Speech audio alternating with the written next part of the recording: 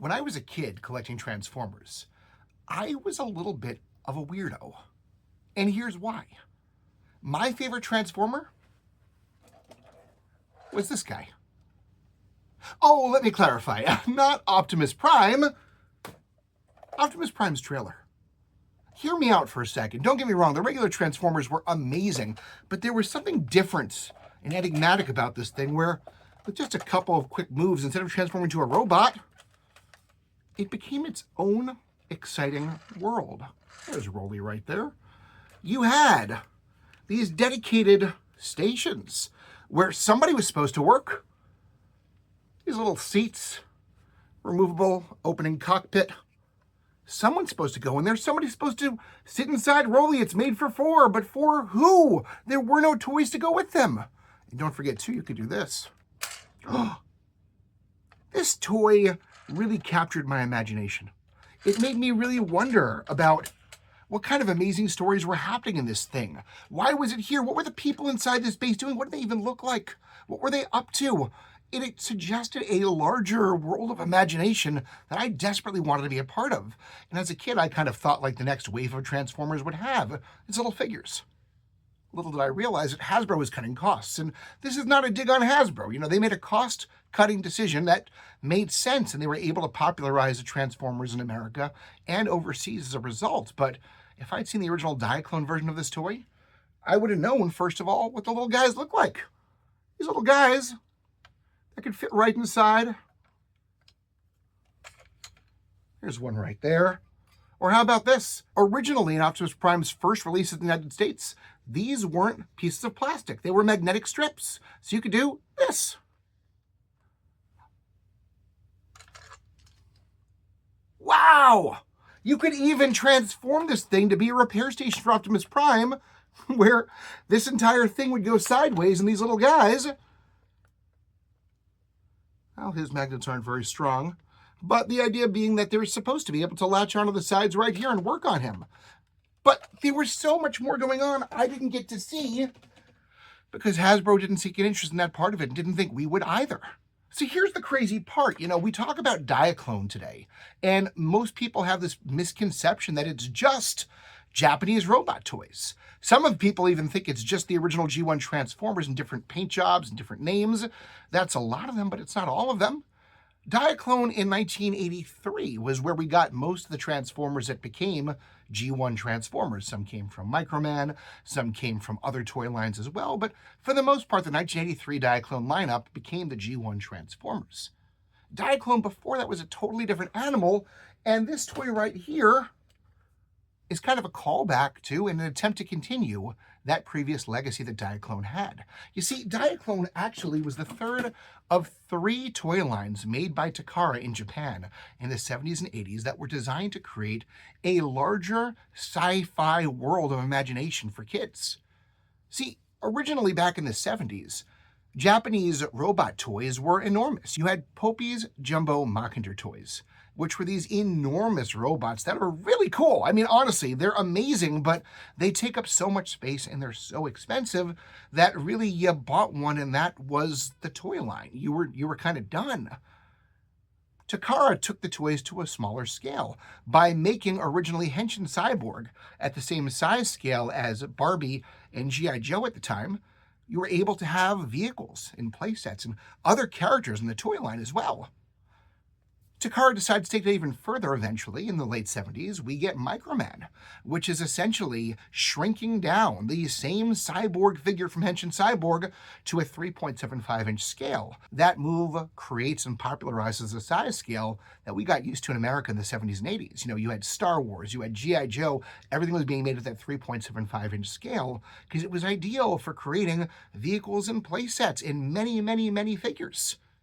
Well, Takara got more ambitious in 1981, and they decided we can go even smaller and scale up with our figures and vehicles and playsets even more. By creating the Diaclone toy line, they shrunk their figures down smaller once again, still cyborg robot-type figures, but so incredibly small, that you could make vast vehicles, playsets, and worlds for them. It was almost limitless what you could do. And so the first release of that toy line was Great Robot Base, this enormous playset slash headquarters that the Diaclone figures could sit inside of. It was brilliant. And when Diaclone followed up from that toy, their original concept, their original goal was to build a world. You had the power bases, these little inexpensive plastic pieces that could combine together in any number of combinations and ways to create a huge expansive city outside of Great Robot Base. Really cool idea. They started moving into vehicles that had really cool mechanisms. One of the early signatures of Diaclone in 1981 and 1982 was spring-loaded mechanisms and transformations. So here's Cosmo Roller right here.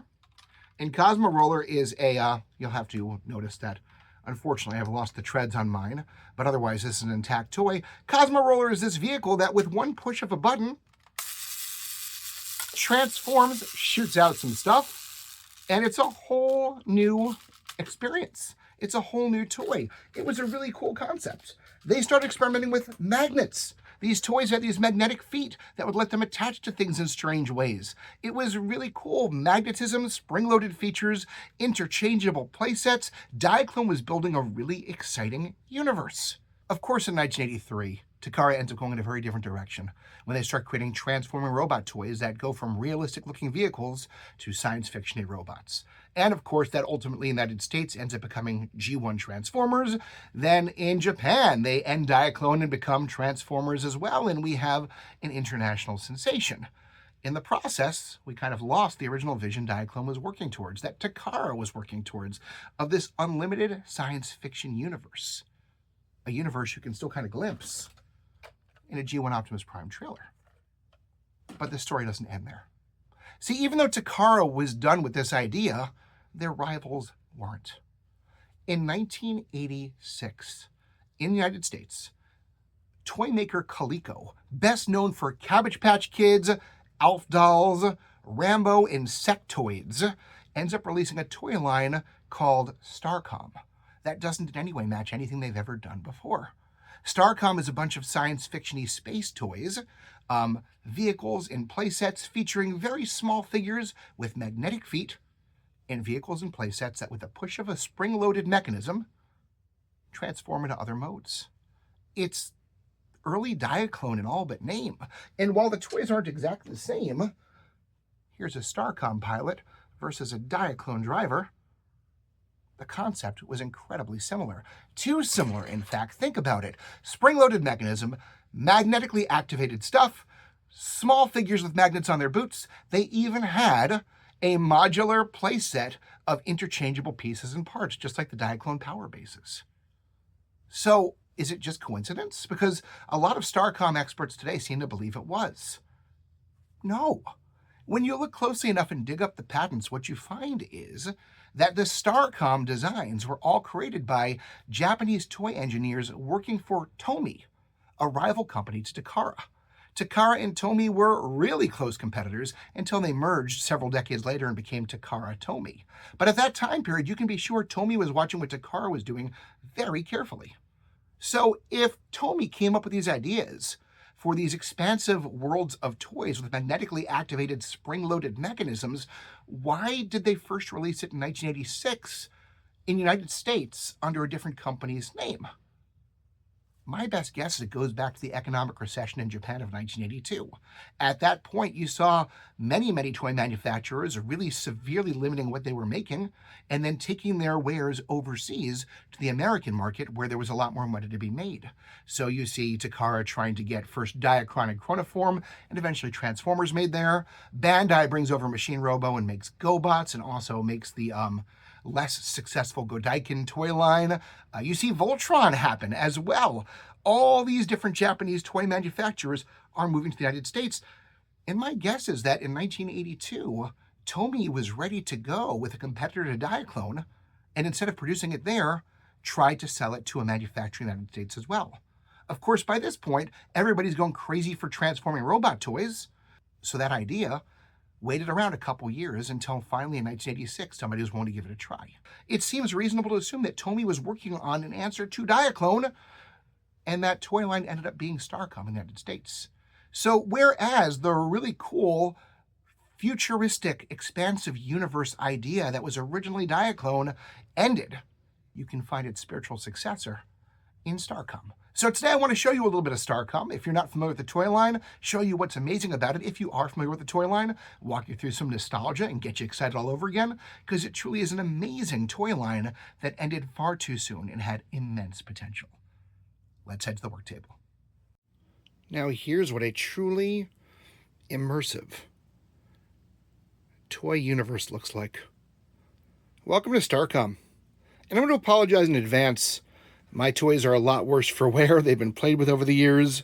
There are many moving mechanical parts, so you have breaks in places. These are definitely not complete. That one right there, the Starmax Bomber, my favorite, is definitely missing some pieces. But look at this. Look at this world. These little guys have so much to explore and engage with, and my collection's not even complete. And this toy line didn't last very long. But in a very short time, they did, oh, so very much with it. Of course, the real centerpiece of Starcom was the individual figures, the 2-inch tall figures, who, unlike the Diaclone figures, showed a remarkable amount of thought and detail. Now, the Diaclone toys, don't get me wrong, they had quality parts in them. They were made of die-cast and plastic. They had the metal boots as well, but they were all pretty much the same mold repeated over and over again. In this case, each of these figures is a little bit different in telling a story. So starting at the bad guy side over here, if you take a close look at one of these guys, you'll see he has rank pips on his chest, if you can see that. And on top of that, the brown uniforms seem to indicate ground combat units, whereas the other uniforms would be air or command. But check it out too, his visor slips up. You've got a face in there. There's not a whole lot of detail, but some of them have mustaches, some of them different colored hair. There is, in fact, one black character in here somewhere. I'll find him in a moment. But I have no idea if I'm even close to having a complete collection of these guys. Remember, this is a short-lived series. But I'll tell you that each one of these was released with their own name, their own rank, their own divisions. I'll show you that in a moment. They also came with some really sophisticated and impressive accessories, most of which I've lost over the years. But you'll see from this guy right here, he's got a little backpack right there that comes off, a hose and a gun as well that I am massacring at this moment. We'll put him aside. I've lost most of those weapons. In fact, keeping these visors was a trick. I can't believe I have so many of them still. But here are the good guys now, and you'll see these first three all seem to be of the same division. I believe that's the pilot division, but the colors and uniforms are different, indicating different ranks. They do have those pips on their chests as well. We have two with a star emblem, which I think means command. And by the way, this gentleman here is the black hero I referenced earlier on. He's even got a mustache. How cool is that? These guys all seem to be ground combat troops of various colors, indicating different ranks. It's impressive. It didn't need to be this good. Posability-wise, you've got the head can tilt up and down, and of course turn. You of course can move the arms, legs, knees, and you've got those magnets underneath. So looking at 7 points of articulation, which is a lot for a toy that's 2 inches tall. The amount of energy put into assembling these little guys was huge, and they were even sold individually, just because they were supposed to be the centerpiece of the series. Starcom didn't want you just to pay attention to the vehicles. They understood that making the characters the heart of it all made the whole thing feel more expansive and immersive. So much of the concept behind Starcom was when you are moving vast amounts of military equipment across space, it's inefficient for everything to move itself, and it's also inefficient to have huge carriers. So as much as possible, if you can compact your large equipment, it would be more effective and make for cooler toys. So we're going to start with a basic unit, a very small one, and I'm going to show you just how this simple piece works. You'll notice back here there is a little switch we're going to press in a moment. And by the way, for extra fun, I'm going to have him stand on this magnetic plate. He's attached to it, not coming off. Watch what happens when I press the switch. Okay, that didn't work perfectly. He should have slid down here. It's an old toy, don't forget. It used to work perfectly. He should have slid down there into that position. And effectively, transformed along with the vehicle. Now there's also room for a gunner in the back. There's a magnetic plate there as well, and the two of them can charge into combat together. That's just a basic Starcom piece. The amount of clever engineering that went into even a simple, small, basic toy is mind-blowing. Here's another basic one I love. This is one of those pieces that becomes part of a larger base. It's modular. There were 4 different base types that each one would transform from a box like this and could lock in and combine together. My favorite one is the medical bay, and I'm going to show you that right now. There's no spring-loaded mechanism on this one. You just do this, and this right here. And what you effectively have is a small medical bay, but also it functions. This is really cool. It has its own MRI machine. So we're going to put him in here. We'll have a technician operating right over here. I'm actually not sure what this piece is. Maybe it like passes over him, or, oh, it's a light. A surgical light, I think. But the fun part is he's out here like this. This flops down, and he goes right in there for a scan. It's a pretty cool toy. Very imaginative stuff. And again, this is a basic piece. This is not one of the more elaborate ones at all. The fact that you're getting that much quality and thought on the smaller, cheaper toys might help to indicate why the series wasn't an elaborate success. Well, enough with the basic pieces. Let's get to the truly, truly great stuff. Here's one of the all-time favorites of the series. This is the Shadowbat. The Shadow Empire were the bad guys of the series. This is the Bat. And for such a simple name, it does quite a bit. I used to salivate over this piece as a kid and used to dream about owning it one day. Finally got it in college. It does a lot of stuff, and just the power of springs once again. Simple thing like opening cockpits with the push of a button. Kind of cool. Let's get our pilots in.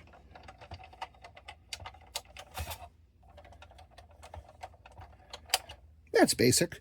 You gotta notice there's a bit of a G.I. Joe vibe to this whole thing. Really intricate decals that make it look realistic. A few of mine peeled off, but you can still see, well, there used to be indications here and here saying caution, which felt very, very, very G.I. Joe. Those stickers have rubbed off since, but it looked very realistic. You have a bunch of magnetic surfaces up here where pilots can attach to, hopefully not mid-flight. That wouldn't be the best of choices, but lots of room up there. In addition to that, in these little rotating turrets, you've got some surprises. Whoa, secret guns. That's pretty cool. Another fun part, of course, is, oh, let's put pilots in here too. We got these little secondary pieces. I'll show you more of in a moment.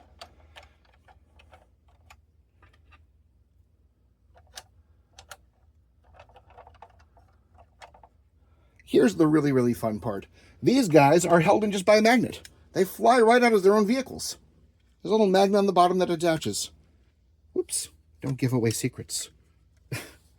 It snaps right back in. I can hold this thing upside down, and they're not going anywhere. It's really, really impressive. So having said that, when they snap out, they also have their own, whoops, you stay in there, spring-loaded mechanisms.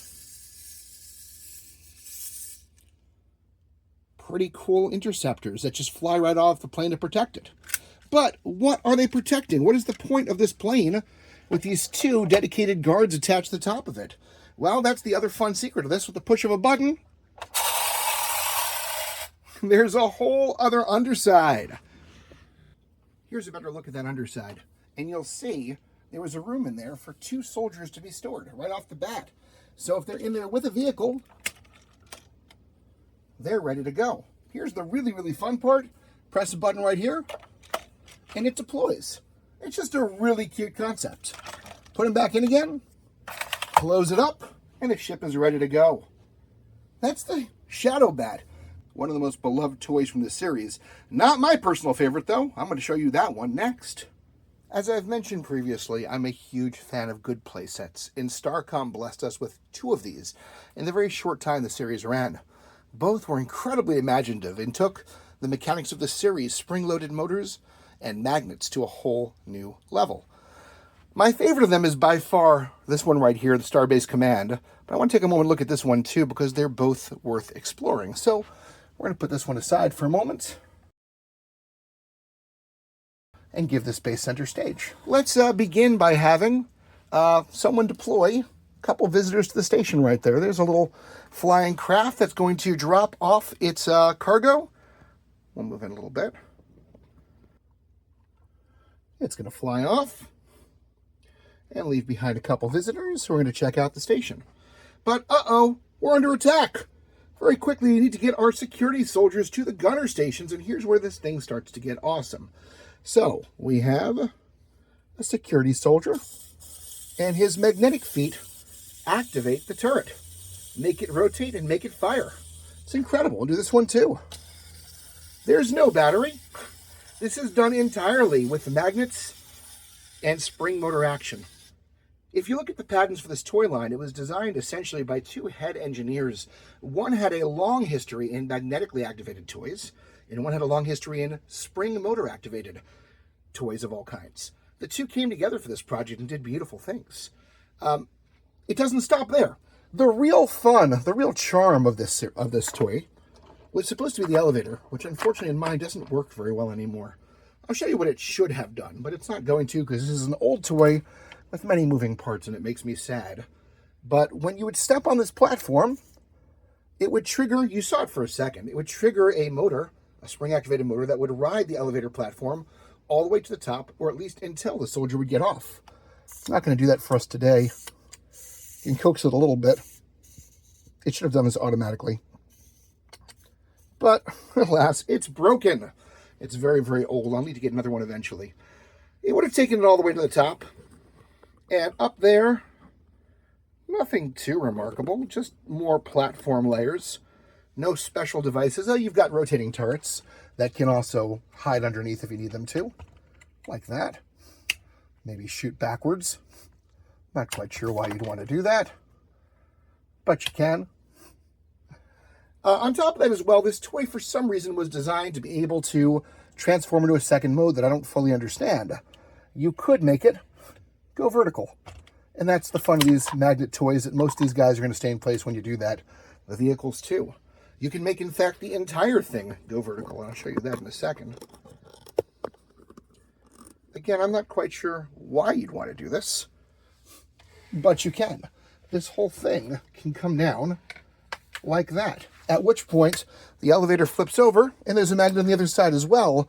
It should still be able to ride him all the way to the end.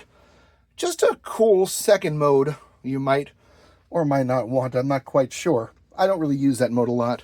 It's also worth mentioning the turrets can move to other places as well. They're supposed to be there, but they can fit here too. You'll see the other playset has spaces for these turrets too, but they only came with this playset. So let's move on to the playset I really love, because this one's pretty cool, but it's not as good as the best. Here's your Starcom Command Center. And it really is the pinnacle of everything Starcom tried to do, which itself was the pinnacle of everything early Diaclone, and to some extent Microman and Henshin Cyborg before it tried to do, with really impressive figures in an expansive world with really cool gimmicks. For Diaclone and Starcom specifically, we're talking about spring-activated motors, magnet-activated abilities. Let's transform from one mode to another in this one. This one doesn't really change modes per se, but it does everything else incredibly well. So, first off, worth mentioning, those magnet-activated turrets from the previous base can be put in here. They didn't come with this toy, but you absolutely can put them in. There's room for them in those two places. I prefer to use this as a launch pad, so we're going to do that. And let's have someone come and visit the base. We'll have that same pilot from the last little Starbase visit. He finished his rounds there, and he ends up landing here. And he'll come out. We're going to go to handheld camera on this one just so I can show you a little better what's going on. I apologize for the shaky camera you're going to get, but this will show you more of everything. First off, we have a little magnetic ramp there, which is nothing too special, but it's a nice little detail. We're going to move him up to here, and that's where you might have heard, I'll do it one more time, listen closely.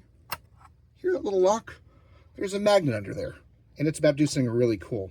Now, when this toy was new, this thing moved fluidly and smoothly, no matter how quickly you did it. These days, with the toy being as old as it is, I'm going to have to move very, very slowly. There is a lever back here that I'm about to pull with the utmost care to make sure this actually works. So here we go. Please note the door is currently closed. This is just me pulling the lever. The door is opening and he is going through it.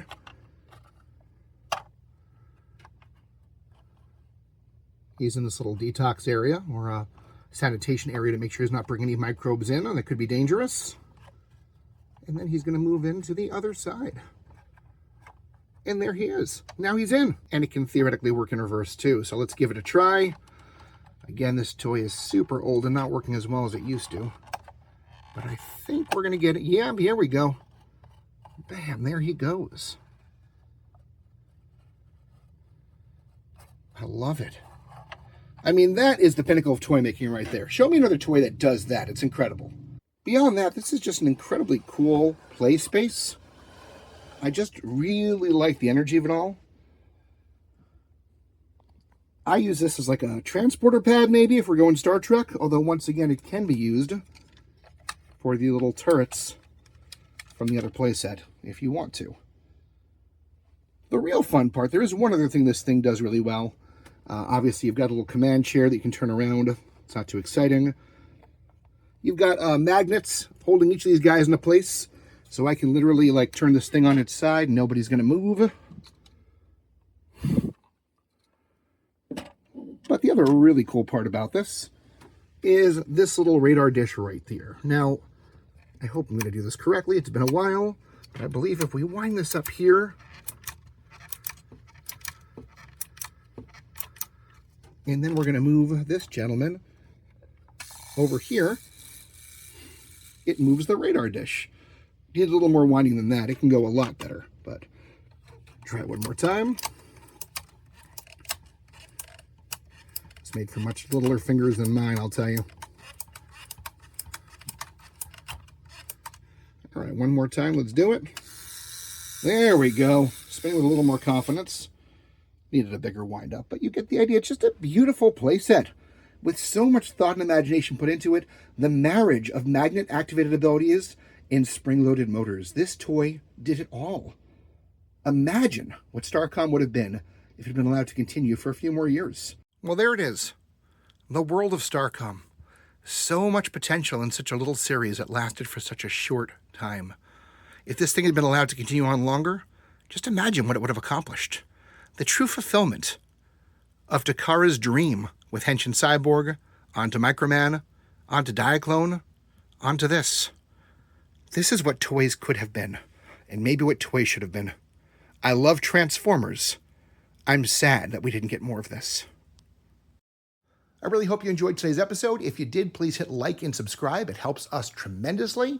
Also follow us at classiccomics.org, where you can find a really friendly conversation with geeks and nerds of a like mind who want to have respectful discourse and friendly discourse and get to know you better as a person. Classiccomics.org. We're not Olive Garden, but we are family, and we want to meet you there. In the meantime, also consider checking out our other Beyond Transformers episodes, Spinner Rack Redux, where we discuss comic books of days gone past, classic chiller films. If you're in the mood for creepy old horror films and don't know where to go, that's the place. And of course, the CCF In-Depth podcast with George and myself, where we go on for long amounts of time in way more detail than anybody ever asked for about classic comic books as well. Check us out at all of these and classiccomics.org. We'd love to see you there. In the meantime, stay weird.